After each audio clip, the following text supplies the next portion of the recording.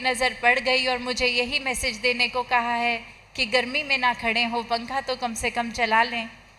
तो बात वही, ये दिलों की तारें इस तरह,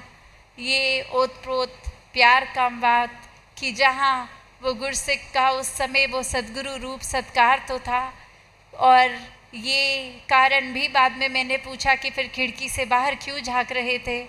तो वो कह रहे थे कि बस इसलिए कि यदि आप बातें ज़्यादा करते रहे और बाबा जी को प्यास लग गई और उस समय आप अगर पानी लेने के लिए जाएंगे और मैं देख लूँगा, आपको कह दूँगा कि आप अभी रुकिए, टहलिए और मैं फटाफट पानी लेके आ जाऊँगा, तो बस वो सेवा रूप के लिए वहाँ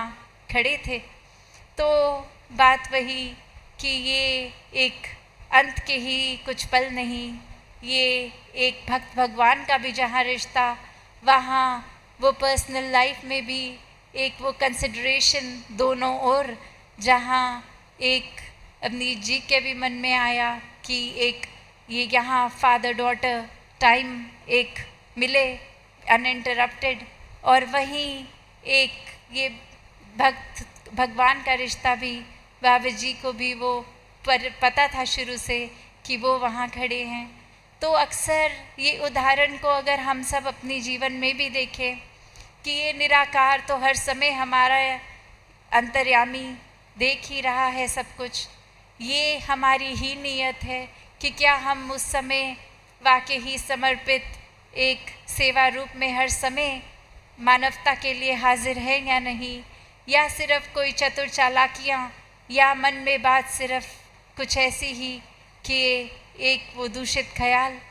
तो बात वही कि ये आत्मा परमात्मा, ये भक्त भगवान का रिश्ता तो सिर्फ तब तक सीमित नहीं है जब तक एक सिर्फ सामने अगर ये गुरु का शरीर हो। एक अवस्था वो भी मुबारक अवस्था भक्ति की, जो हर समय इस निराकार से इतनी जुड़ी हुई कि चाहे सद्गुरु का शरीर सामने है भी, एक उस रूप में दर्शन हो रहे हैं, तो भी एक भक्ति ही हो रही है। ये लिव तब भी निराकार से ही जुड़ी है। और जब निराकार रूप बाकी समय एक फिज़िकली वो एक निराकार की एम्बॉडीमेंट नहीं भी नज़र के आगे, तो भी ये प्रेमा भक्ति की ही अवस्था, ये सद्गुरु का ही चेहरा मन में। तो इसी प्रकार जहाँ एक बात